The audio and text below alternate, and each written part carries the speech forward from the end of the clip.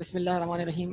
तो लीज वाले एरिया में हमारे पास जो है वो नोट्स वाला सेक्शन रह गया। तो नोट्स टू द अकाउंट वाला सेक्शन हम कंप्लीट कर लें, तो हम उस पर बात करते हैं नोट्स टू द अकाउंट वाले सेक्शन पर।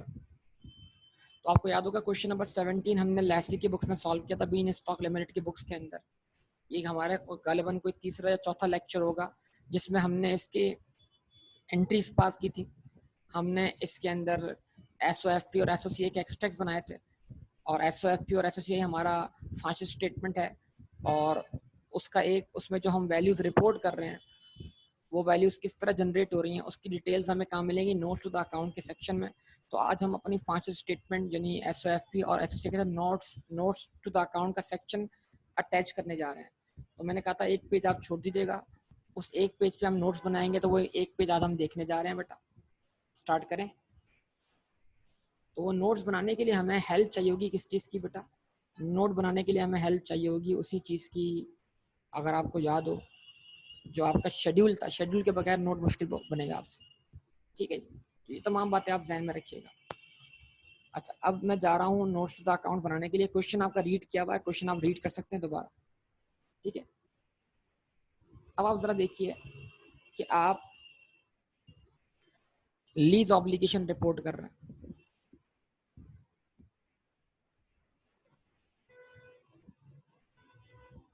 यहाँ पर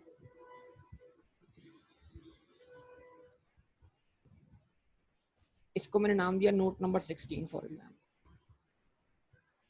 लीज ऑब्लिगेशन नोट नंबर 16 के भाई ये लीज ऑब्लिगेशन जो है हम कैसे रिपोर्ट कर रहे हैं। तो इसका नोट बनाने जा रहा हूँ। इट मींस मैं नोट्स द अकाउंट के सेक्शन में इस लीज ऑब्लिगेशन को शो करूंगा, प्रेजेंट करूंगा कैसे।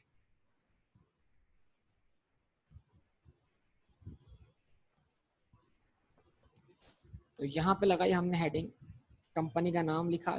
याद रखिए हम लैसी की बुक्स के अंदर नोट्स बना रहे हैं।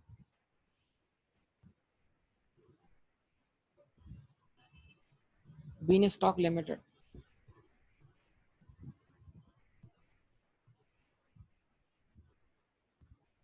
notes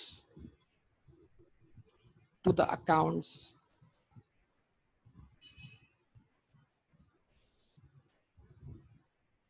for the year ended 31 December। अब जो भी करंट ईयर उसको आप नाम लिख दें, 2012 लिख दें। तो जो करंट ईयर होगा उसके साथ एक कंपैरेटिव लगेगा लास्ट ईयर, लेकिन हम तो यहाँ पे मल्टीप्लाइज बना रहे हैं। तो अगर 2 साल ही बना रहे हो तो करंट ईयर का नाम यहाँ पे क्या करें, ऐसे करंट ईयर लिखें 2012, तो कंपैरेटिव बन जाएगा 2011। ये आपको पहले ही पता है IS1 के हिसाब से जो 2 कॉलम्स बनते हैं, एक करंट ईयर का कॉलम होता है और एक कंपैरेटिव का कॉलम होता है, ताकि हम करंट ईयर और पिछले साल की परफॉर्मेंस को आपस में कंपेयर कर सकें। बहरहाल, तो यहाँ पर आप क्या लिखें, ये लिखा आपने यहाँ पर लगाई हेडिंग,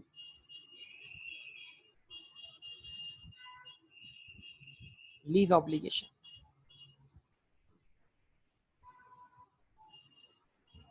ठीक है, लगा ली हेडिंग लीज ऑब्लिगेशन की।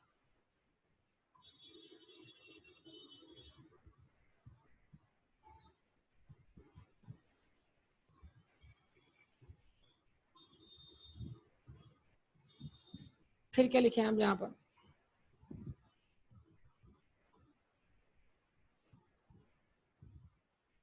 टू 2011, जो कि 13 में आके सब कुछ क्लोज हो जाएगा हमारे पास। ठीक है,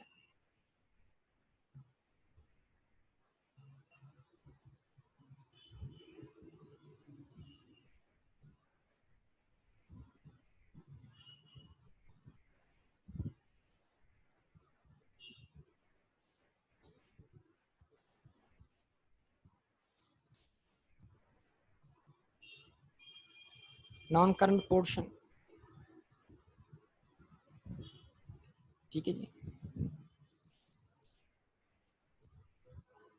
करंट पोर्शन यानी वो करंट मेच्योरिटी और नॉन करंट का जो ब्रेकअप है वो आप इस नोट्स में ही दिखा देंगे। ठीक है, नीचे लिखेंगे आप 16.1, और 16.1 को आप एक तरह से सब नोट बोल देंगे इसके नीचे। ठीक है, 16.1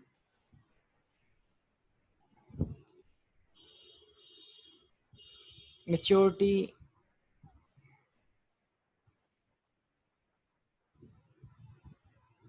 analysis of future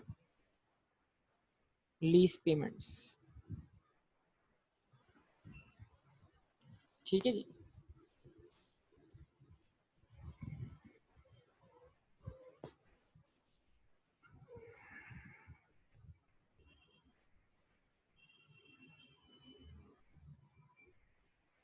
तो ये मेच्योरिटी एनालिसिस बन जाएगा आपका। तो जैसे आप अभी पहला साल एंड करेंगे 2011 पर, तो 2011 के बाद जो फर्दर आपके पास अकाउंटिंग पीरियड है वो कौन कौन से हैं? तो 2 अकाउंटिंग पीरियड आपके पास है इस लीज के। तो आप लिखें यहाँ पर कि जो आपकी जो पेमेंट्स हैं वो ड्यू होंगी आपके ऊपर कब, जो नॉन कैंसिलेबल पेमेंट्स आपने करनी है, ड्यू इन लीज पेमेंट्स ड्यू इन 2012, क्योंकि 11 तो आप पे कर चुके होंगे, ड्यू इन 2013। ठीक है। और उसके बाद आपके पास कोई फर्दर क्या कहते हैं पीरियड नहीं है। आप जानते हैं इस बीन स्टॉक वाले केस में लीज टर्म जो थी वो 3 साल थी, और 3 साल के एंड पे लीज पीरियड एंड हो रहा था। यहाँ तक कोई मसला नहीं है। ठीक है जी। अब आप क्या करें, वही आप गए कहां पर,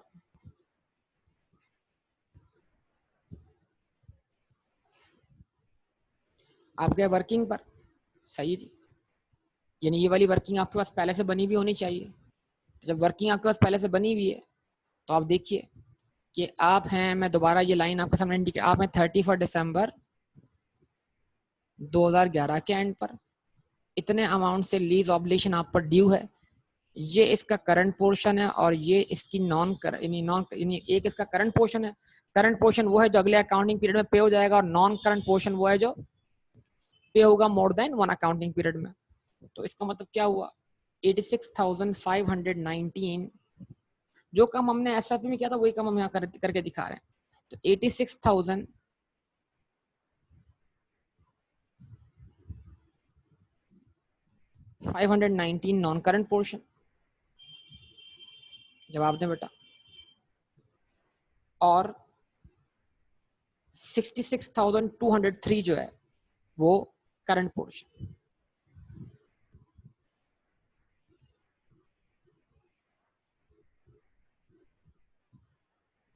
और इन दोनों का सम जो है वो किसके बराबर, बताइए। यानी टोटल लीज ऑब्लिगेशन जो आप पर ड्यू है वो कितनी है, 152,722।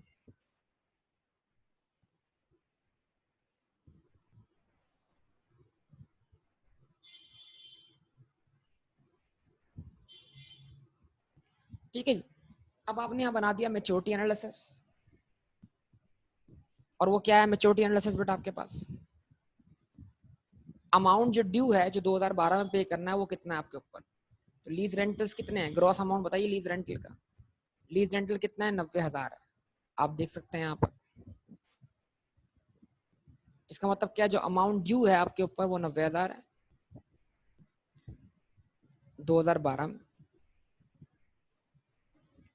और जो अमाउंट ड्यू है आपके ऊपर 2013 में वो 90,000 प्लस 10,000 की जीआरवी, कितना अमाउंट है,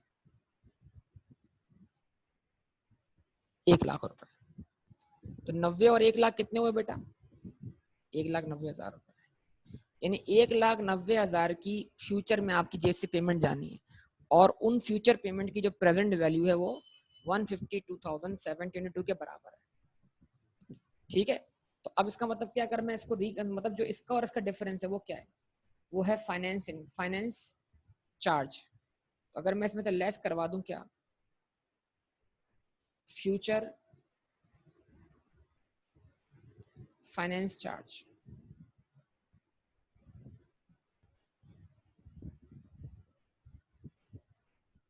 जरा बताइएगा तवज्जो से आप सब लोग बेटा जरा रिस्पॉन्स दीजिएगा। रिस्पॉन्स मिलना बंद हो गया आपकी तरफ से। अब जरा शेड्यूल पे आइएगा।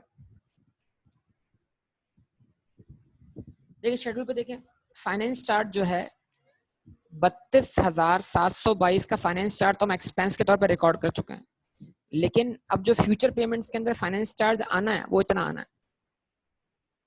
तो सब लोग जरा बताइए 23,797 और 13,481 इन दोनों का सम कितना हुआ?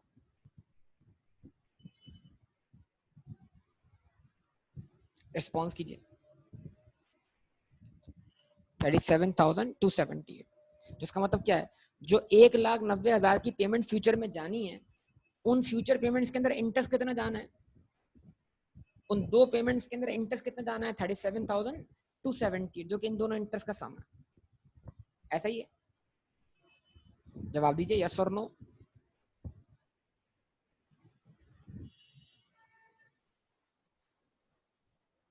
तो अगर मैं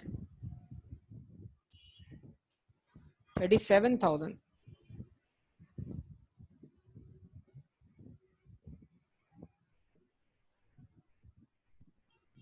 278 क्या कर दूं, इसमें से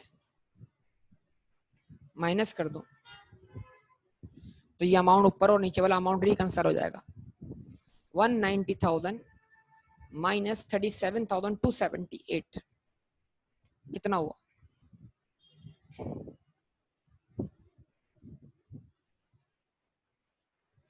152,722।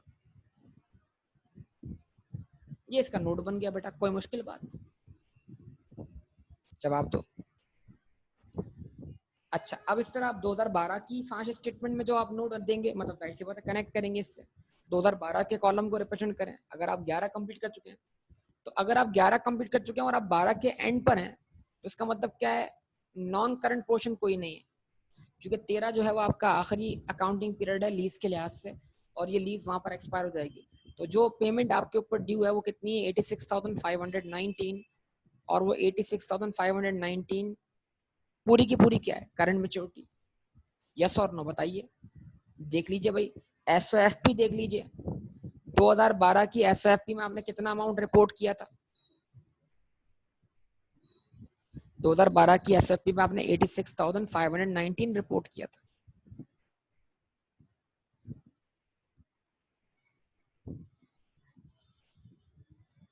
ठीक है जी, यही रिपोर्ट किया था आप लोगों ने। जवाब दें। इसका मतलब ये हुआ 2012 में 2012 की पेमेंट तो हो चुकी, अब 2012 में जो पेमेंट ड्यू है वो कौन सी है? 2013 की ड्यू है, क्योंकि 12 वाली पेमेंट तो 2012 के एंड पे हो गई ना बेटा। जवाब दें।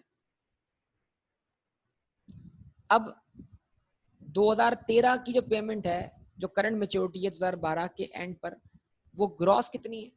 1,00,000 रुपए।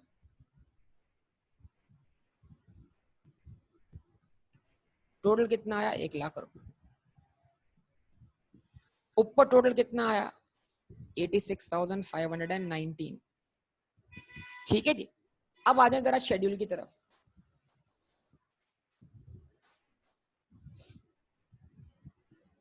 तो जब 2012 खत्म हो गया, तो बेटा ये वाली इंटरेस्ट इनकम भी क्या हो गई? रिकग्नाइज। ये वाली इंटरेस्ट एक्सपेंस भी क्या हो गया? रिकग्नाइज हो गया ना। अब फ्यूचर इंटरेस्ट कितना है बेटा आपका? फ्यूचर का मुस्तकबिल का इंटरेस्ट कितना है? 1,00,000 रुपए की पेमेंट में, इस पूरी पेमेंट में जो इंटरेस्ट है वो ये है 13,481।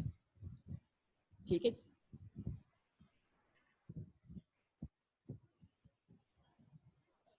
तो आपने जैसे ही इसमें से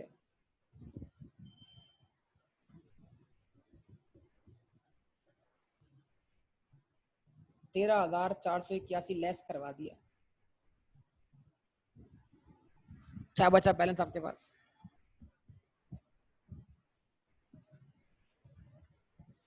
86,519। ठीक है, तो ये आपका समझ लें, ये आपने जरा देखिएगा, आप अच्छी तरह समझ लीजिएगा। ये आपने कनेक्ट किया, ये आपने कनेक्ट किया। आपने कहा भाई किसी को देखना है कि ये 86,519 क्या है 2011 के कॉलम में, किसी को देखना है कि ये 66,203 क्या है 11 के कॉलम में, तो वो जाए नोट्स टू द अकाउंट के सेक्शन में नोट नंबर 6 जाके देखे। तो जब वो हम गए नोट नंबर 16 में जब हम पहुंचते हैं वहां पर नोट नंबर 16 में, तो हमें 86,519 जो है वो करंट पोर्शन मिलता है, नॉन करंट पोर्शन मिलता है लीज ऑब्लिगेशन का, और 66,203 जो है वो करंट पोर्शन मिलता है। इन दोनों का सम 152,722 है, यानी टोटल हम पे लीज ऑब्लिगेशन 152,722 है, जो कि पे होगी 90,000 और 1 लाख रुपए पे करके, जो कि ग्रॉस अमाउंट है। अब 1,90,000 1,52,722 के बराबर नहीं आ रहा, क्यों? क्योंकि 1,90,000 के अंदर जो है मुस्तकबिल का इंटरेस्ट भी शामिल है जो अब तक ड्यू नहीं हुआ। अगर उस मुस्तकबिल के इंटरेस्ट को इसमें से मैं लेस कर दूं तो डिफरेंस जो होगा वो एग्जैक्टली जो अमाउंट मुझ पर आज की डेट पर ड्यू है वो उसी के बराबर हो जाएगा। यस और नो? जवाब दे बेटा।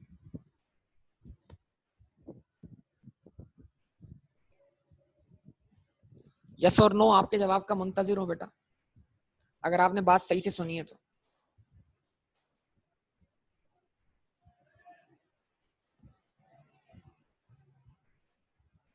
ठीक है जी, आपको बात समझ में आती होगी यहाँ तक मेरे ख्याल से। गुड, ठीक है। अच्छा, अब उसके बाद कुछ फर्दर इजाफी चीजें हैं, अगर वो इजाफी, हाँ कॉपी करें, लेकिन एक बात सुन लें, पहले सुन लें जरा एक बात, कॉपी जरूर करें, लिखा हुआ है। अच्छा, अब कुछ इजाफी बातें सुन लें।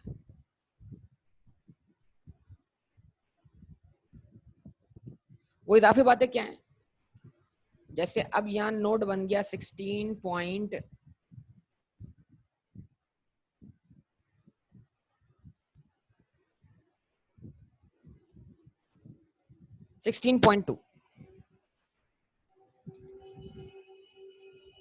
ये फर्दर इंफॉर्मेशन, अगर क्वेश्चन में फर्दर इंफॉर्मेशन है तो आप इसको डिस्क्लोज करें, अगर फर्दर इंफॉर्मेशन नहीं है तो फिर इसको लिखने की जरूरत नहीं है आपको।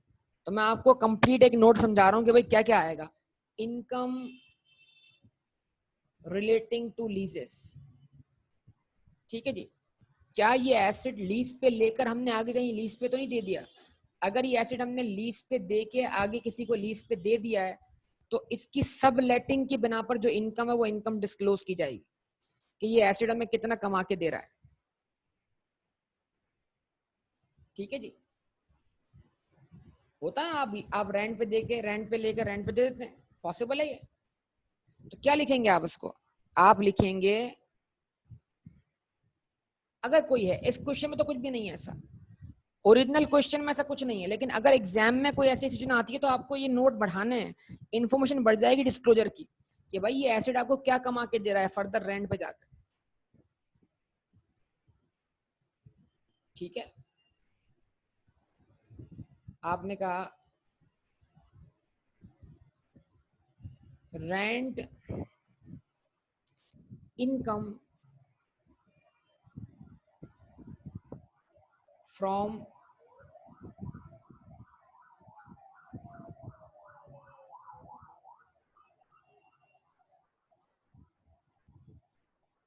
सब लीजिंग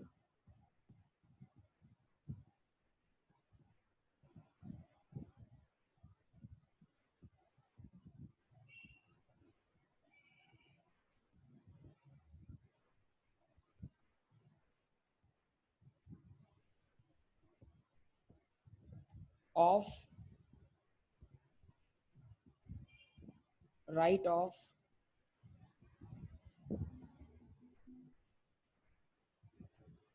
यूज ऑफ एसेट। ठीक है जी। तो क्या कोई रेंट इनकम है इस केस में हमारे पास? कुछ भी नहीं, हमारे पास तो कोई इनकम नहीं है।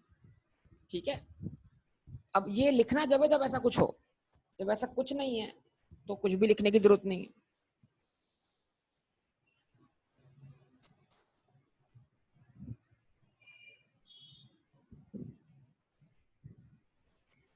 ठीक है जी, उसके बाद 16.3 आप नोट बनाएं।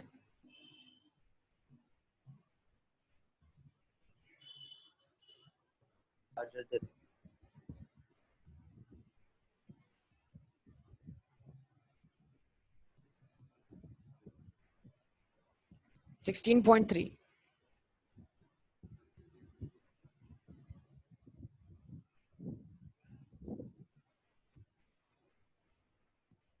other expenses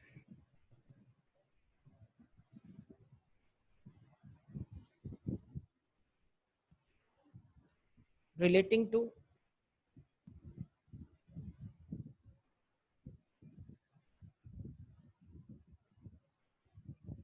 लीजेस। बाकी जो एक्सपेंसेस हैं जो लीज से रिलेट करते हैं,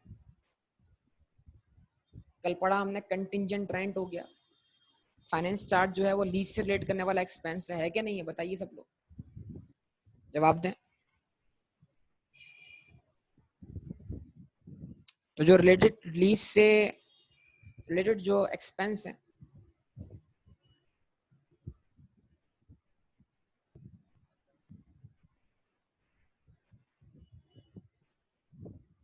फाइनेंस चार्ज,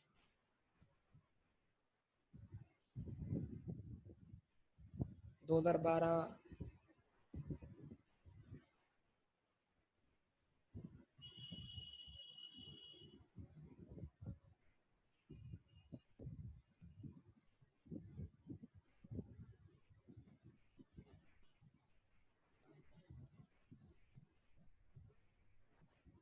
ठीक है जी,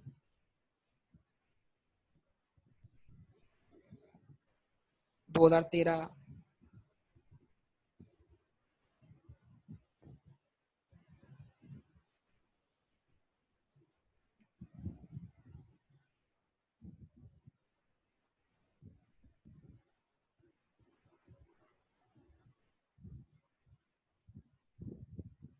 डॉक्यूमेंट काफी हैवी हो गया है इसलिए लिखने में दुश्वारी हो रही है, टाइम लग रहा है, क्योंकि पिछली भी बहुत सारी चीजें यही मौजूद है।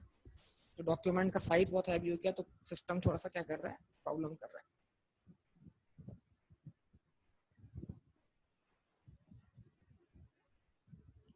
वेरिएबल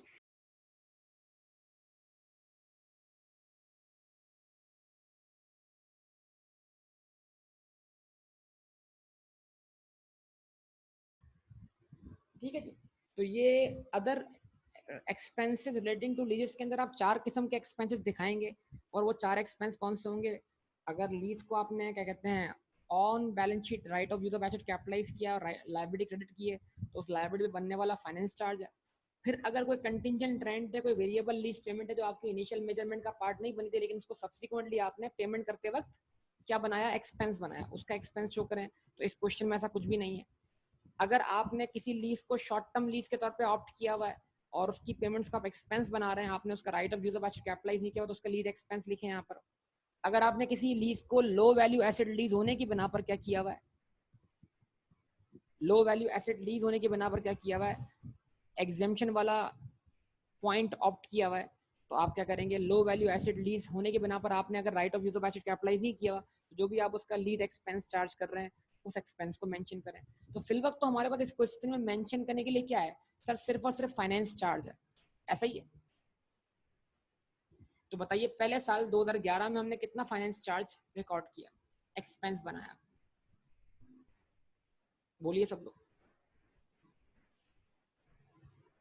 32,722।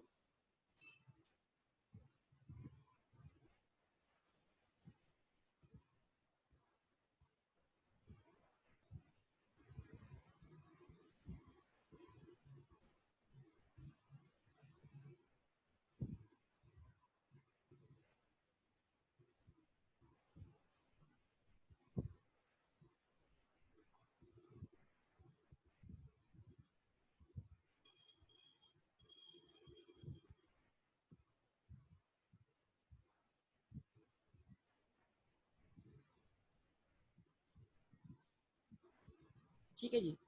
उसके बाद सेकेंड ईयर में 23,797 और 2013 में 13,481।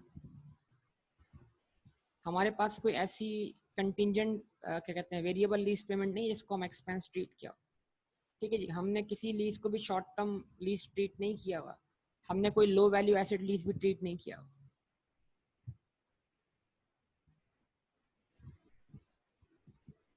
तो इस लीज से रिलेटेड एक्सपेंसेस जो हमने चार्ज किए हैं प्रॉफिट एंड लॉस अकाउंट में, ये डिस्क्लोज करेंगे इस नोट वाले सेक्शन में।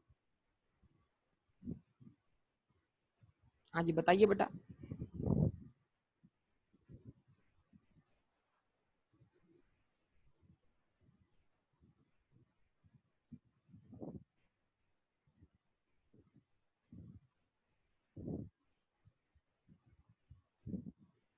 ठीक है, उसके बाद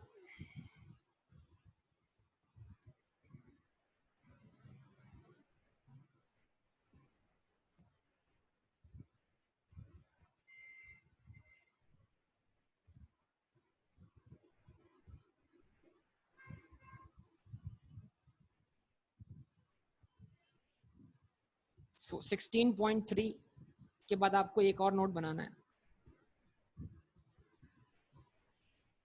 16.4।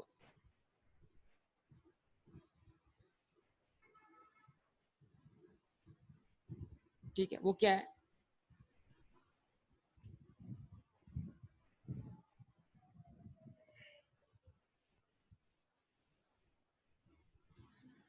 उसको आप बोलेंगे total cash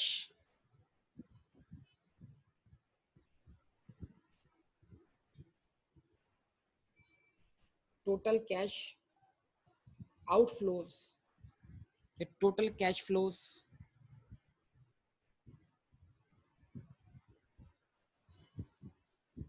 relating to leases. Lease की वजह से कितना कैश आउटफ्लो हो रहा है और कितना कैश इनफ्लो हो रहा है। एक तरफ लिखेंगे आप कैश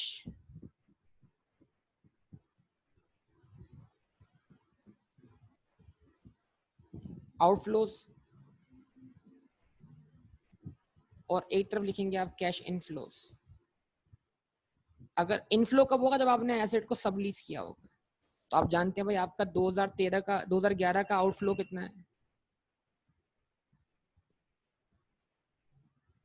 90,000, 90,000 और 1 लाख।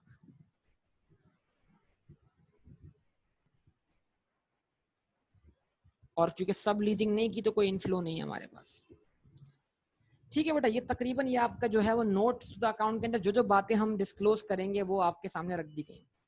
अब जो जो इन्फॉर्मेशन, ये मैक्सिमम एक तरह का नोट है, और क्वेश्चन में जितनी इन्फॉर्मेशन आपके पास हो उतना आप रख दें, जो इन्फॉर्मेशन नहीं है उसको आप ऑमिट कर दें, बस दैट्स ऑल। तो कोई मुश्किल बात है बताइए ये नोट बनाना प्लीज, बस ये फॉर्मेट आपको आना चाहिए।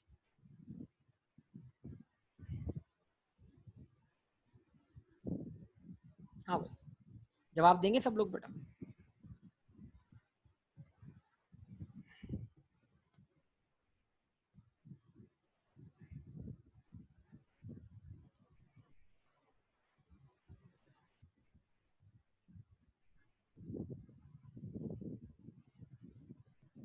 ओके,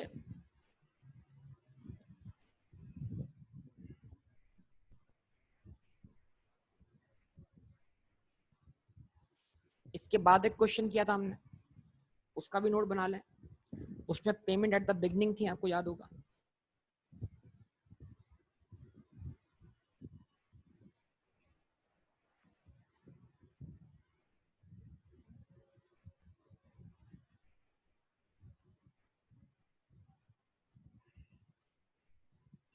जवाब दें।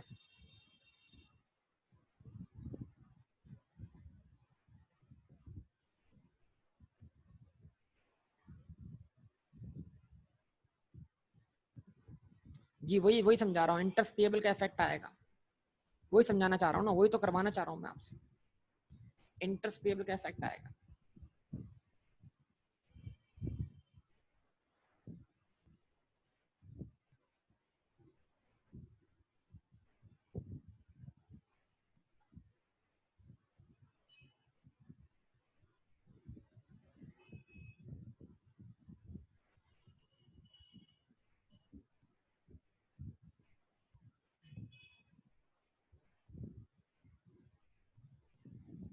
ठीक है जी, कॉपी कर लिया बेटा? कोई रहता तो नहीं है कोई इसके अंदर कॉपी करने वाला?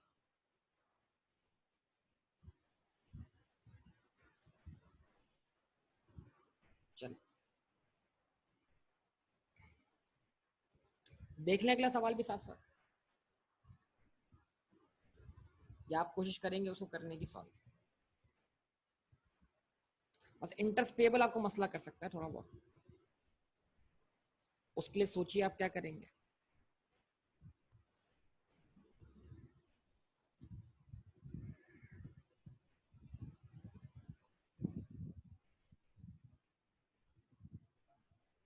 मेरे साथ कोशिश करता है, मैं तो कोशिश करवा दूंगा, बना दूंगा, मसला नहीं, लेकिन सिचुएशन से निकलना हमें बाहर आना चाहिए ना बेटा। जायंट लिमिटेड कौन सा क्वेश्चन था? इसके इमीडिएट बाद वाला, या एक और भी जायंट था ना? अच्छा, तो ये तो क्लोज कर दो ना बेटा मैं।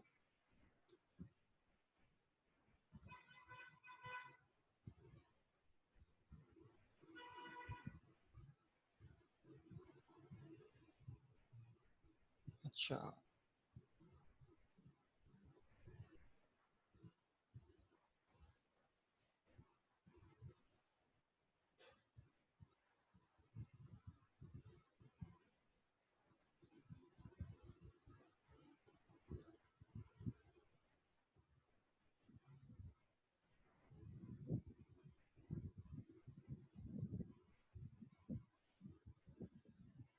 नहीं जो पेड है ना एक्सपेंस, देखो एक एक्सपेंस है 16.3 में आपने एक्सपेंस दिखाया है, तो खाली आप एक्सपेंस ही दिखाओ, ठीक है? उसमें आप एक्सपेंस ही दिखाओ, जो एक्सपेंस चार्ज हो रहा है प्रॉफिट लॉस अकाउंट में, उसमें पेमेंट का कोई इफेक्ट नहीं है। 16.3 में जो जो आप इम्पैक्ट ले रहे हैं प्रॉफिट एंड लॉस अकाउंट में, खाली वो दिखाए, उधर लायबिलिटी का कोई मामला नहीं, ठीक है हमास? चलिए, जायंट लिमिट दिखाई दे रहा है सबको बेटा?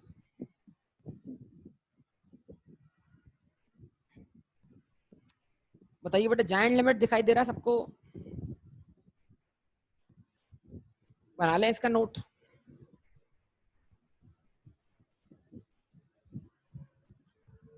तो यहाँ लगा लिया हमने बेटा क्या?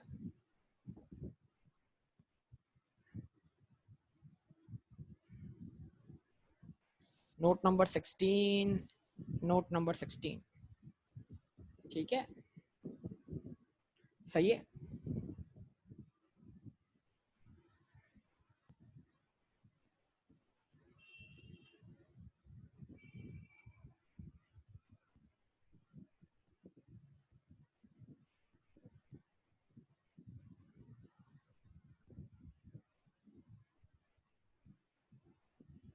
और जो पेज आपने छोड़ा था उस पर आ जाइए आप।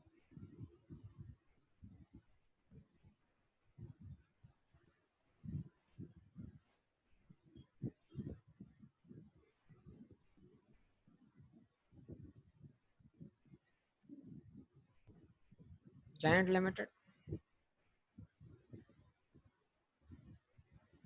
नोट्स टू द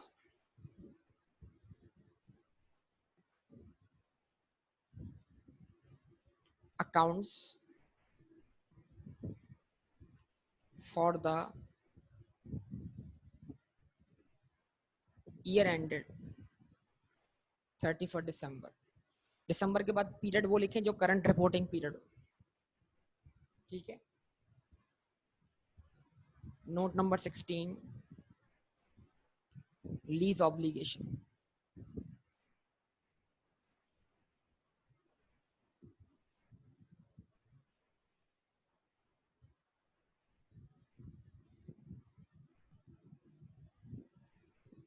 ठीक है? तो अब आपके पास दो ही रिपोर्टिंग पीरियड है,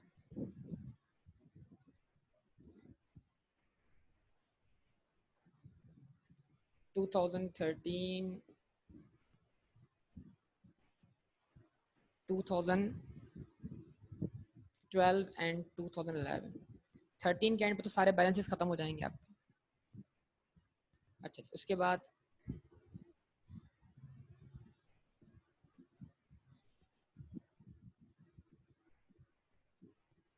नॉन करंट पोर्शन,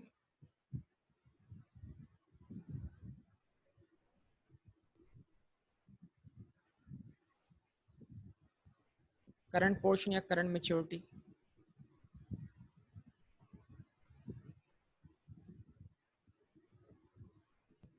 ठीक है? जवाब दें सब लोग बेटा। अब आ जाएं आप जरा नोट की तरफ, वो क्या कहते हैं, आप आ जाएं जरा अपने शेड्यूल की तरफ। शेड्यूल क्या है आपके सामने?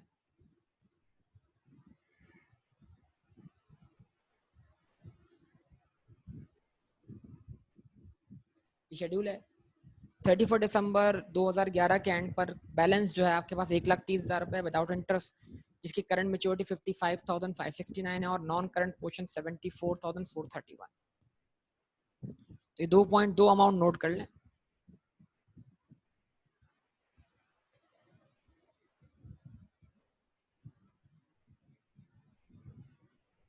74,431। ये क्या है बेटा?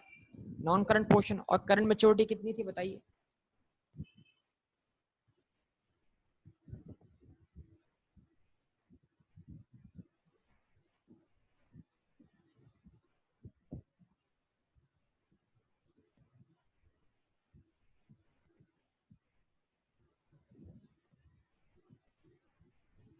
55,569।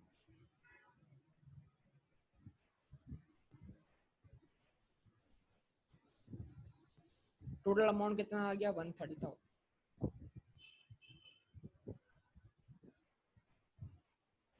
ठीक है ना? और यहाँ पर कोई नॉन करंट पोर्शन नहीं, जो करंट पोर्शन था वही नॉन करंट था, वो अब इस साल क्या बन गया? Current portion.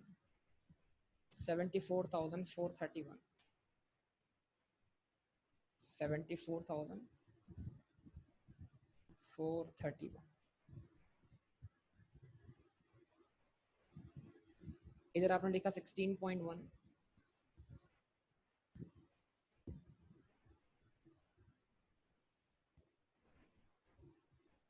मेच्योरिटी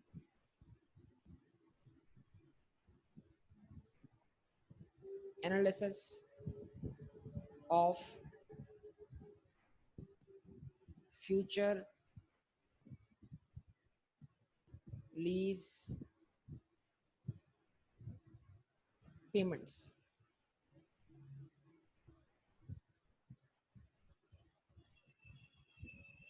ठीक है।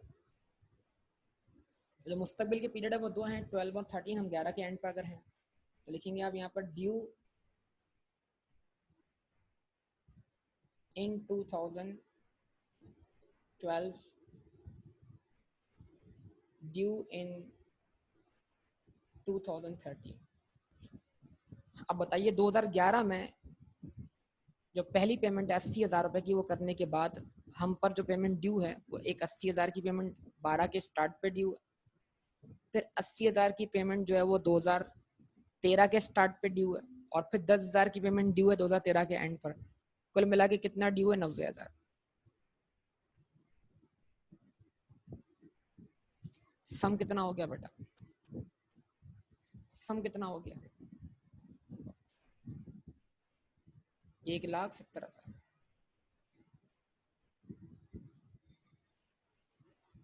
ठीक है जी।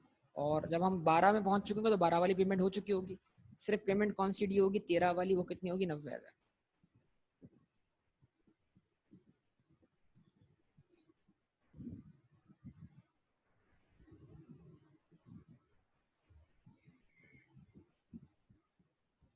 ठीक है।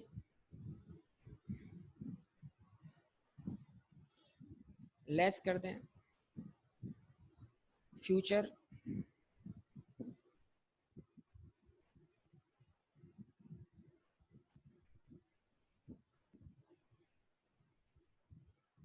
Finance charge. Future finance charge. अब जरा आइए जरा देखिए फ्यूचर फाइनेंस चार्ज कितना है।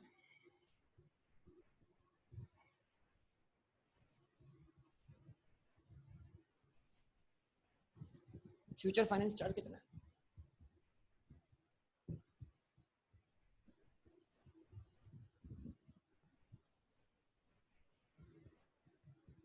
देखिए ये इंटरेस्ट भले पे नहीं हुआ लेकिन ड्यू तो हो गया ना, तो it is no more future. ये और ये फ्यूचर है।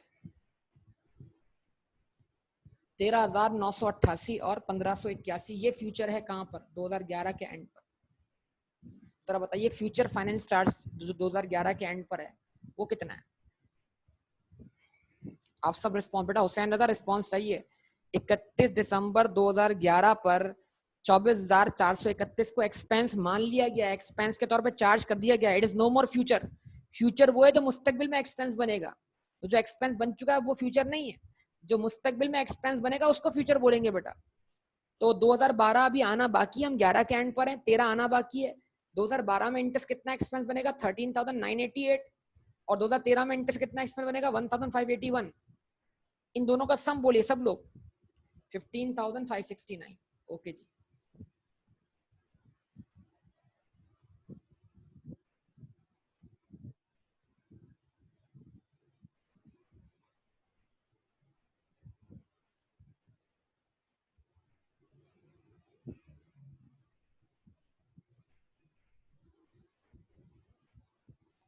ठीक है जी। तो 15,569 को जब आप इसमें से लेस करोगे तो आंसर क्या आता है? बताओ आंसर क्या आता है? 170,000 माइनस 15,569 आंसर क्या आता है?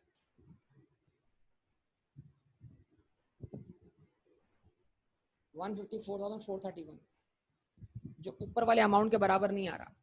तब ऊपर वाले और नीचे वाले अमाउंट का डिफरेंस क्या है? बिल्कुल इंटरेस्ट पेएबल है ना, वो वाला ऊपर वाला अमाउंट विदाउट इंटरेस्ट है और नीचे वाला अमाउंट जो है विद इंटरेस्ट। तो अगर आप इसमें से लेस करवा दोगे क्या कि भाई इसमें एक चीज इजाफी आ रही है जो ऊपर शामिल नहीं है, वो क्या है?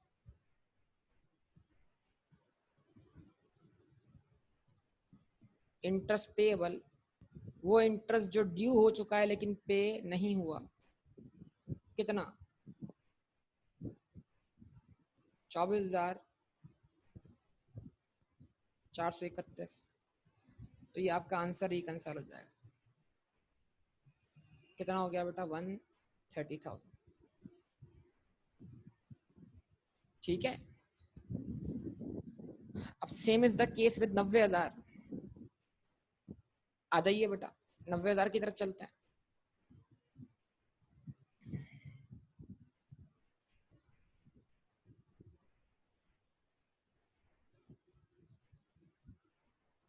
जब मैं 2012 एंड कर चुका तो 2012 के एंड पर मैंने 2012 के एंड पर मैंने इस 13,988 को भी एक्सपेंस मान लिया। अब मुस्तकबिल में सिर्फ क्या है? 2013 बाकी है, 2012 एंड हो चुका है। 2013 में जो इंटरेस्ट एक्सपेंस बनना बाकी है वो कितना है? 1,581।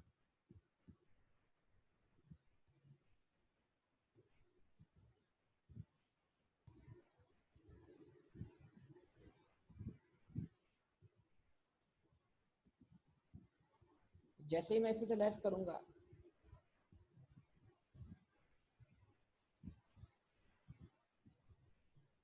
1,581 तो अमाउंट क्या आएगा बेटा बताओ जरा?